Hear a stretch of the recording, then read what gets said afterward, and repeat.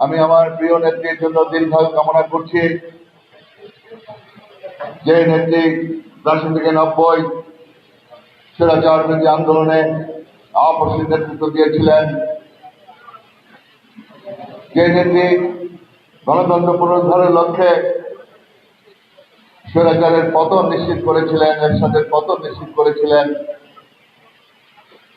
বিএনপির চেয়ারপারসন, ৩বারের প্রধানমন্ত্রী দেশনেত্রী বেগম খালেদা জিয়ার প্রতি শ্রদ্ধা জানাই এবং তার দীর্ঘায়ু কামনা করছি। আমি গভীর কৃতজ্ঞতা জানাই আমার প্রিয় নেত্রীকে। স্বৈরাচার খুনি হাসিনা মিথ্যা মামলা দিয়ে উদ্দেশ্যমূলকভাবে বিএনপিকে ধ্বংস করার উদ্দেশ্যে দেশনেত্রী বেগম খালেদা জিয়ার প্রতি ঈর্ষান্বিত হয়ে, তার জনপ্রিয়তায় ঈর্ষান্বিত হয়ে তাকে কারাগারে নিক্ষেপ করা হয়েছিল, মিথ্যা মামলা দিয়ে তাকে নির্যাতন করা হয়েছিল এবং চিকিৎসা পর্যন্ত করতে দেয়নি।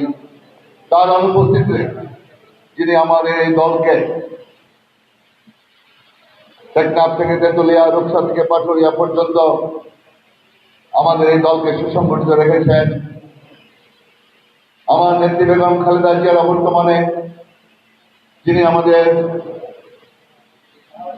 চলমান আন্দোলনে, শেখ হাসিনার বিরুদ্ধে আন্দোলনে গণতন্ত্র পুনরুদ্ধারের লক্ষ্যে সংগ্রাম চালিয়ে গিয়েছেন, সুদূর প্রবাসী বসে লন্ডনে বসে আমাদের এই দলকে ভাঙার জন্য, তছনছ করার জন্য, বিধ্বস্ত করার জন্য আওয়ামী লীগ হেন চেষ্টা করে নাই।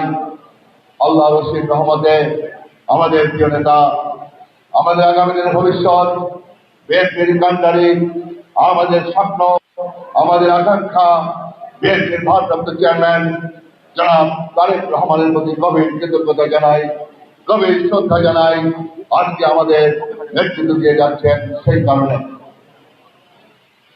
আমি আরো শ্রদ্ধা জানাই চরপেশন মনপুরাবাসী। আমাকে ৩বার আপনারা নির্বাচিত করেছিলেন। ২০১৮ সালে নির্বাচন করতে এসেছিলাম, আপনারা সেদিনও আমাকে যেভাবে বরণ করেছিলেন, লক্ষ জনতা আমাকে গ্রহণ করেছিলেন, কিন্তু আওয়ামী লীগ ফ্যাসিস্ট এই মাফিয়া সরকারের পেটোয়া বাহিনী, গুন্ডা বাহিনী এবং প্রশাসনিকভাবে আমাদের নেতৃবৃন্দকে কিভাবে গায়েবী মামলা দিয়ে হয়রানি করে, ঈর্ষান্বিত হয়ে, প্রতিহিংসার পরায়ণ হয়ে আমাদের নির্বাচনকে বানচাল করেছিল, একতরফা নির্বাচন করেছিল, দিনের ভোট রাতে সম্পন্ন করেছিল। নির্বাচন আমরা করতে পারিনি, আমাদেরকে পোস্টারও লাগাতে দেয়নি, আমার বাসা থেকে আমাকে বের হতে দেয়নি। এমনি শুধু বাংলাদেশে নয়, সারা বাংলাদেশের এই চিত্র ছিল, দিনের ভোট রাতে সম্পন্ন করেছিল। কিন্তু আমি যখন প্রথম ২০১৮ সালে চরপেশনে আসি, তখন আপনারা যেভাবে আমাকে বরণ করেছিলেন, আপনারা যে কতখানি আমাদেরকে হৃদয় দিয়ে ভালোবাসেন, বিএনপিকে ভালোবাসেন, ধানের শীষকে ভালোবাসেন, সেই দিন ২০১৮ সালে আপনারা প্রমাণ করেছেন। পাশাপাশি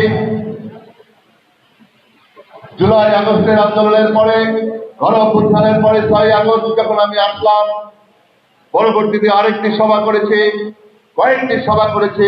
সেই সভাতেও আপনারা যেভাবে আমাকে বরণ করে নিয়েছেন, গ্রহণ করে নিয়েছেন, সেই জন্য আমি আপনাদের সকলকে আন্তরিক কৃতজ্ঞতা জানাই, আন্তরিক সালাম জানাই।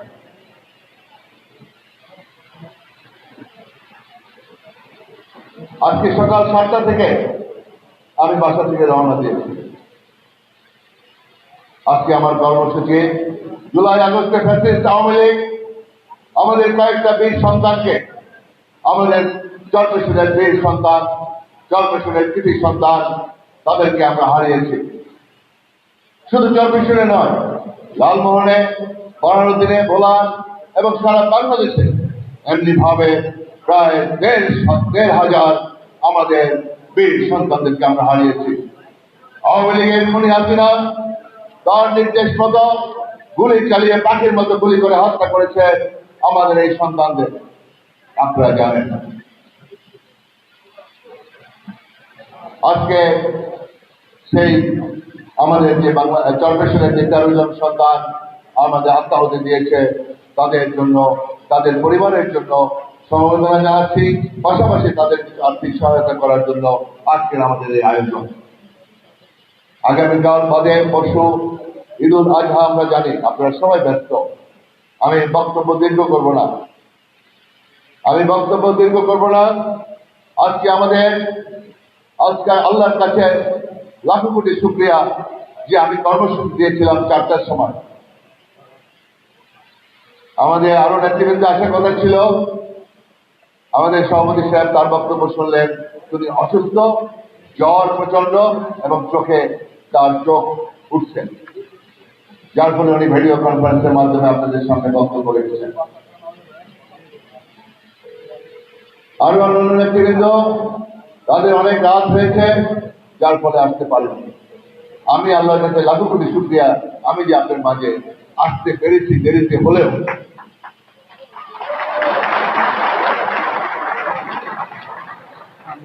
সবাইকে ঈদ মোবারক, ঈদ মোবারক, ঈদ মোবারক।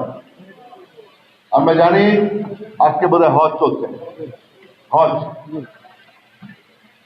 লাব্বাইক আল্লাহুম্মা লাব্বাইক লা শারীকা লাকা লাব্বাইক ইন্নাল হামদা ওয়া নি'মাতা লাকাল মুলক লা শারীকা লাক। আজকে একটা পবিত্র দিন, তাই আমি বক্তব্য বাড়াবো না, আপনাদের অনেক কাজ আছে। আমি শুধু এই কথা একটি কথা বলে শেষ করব।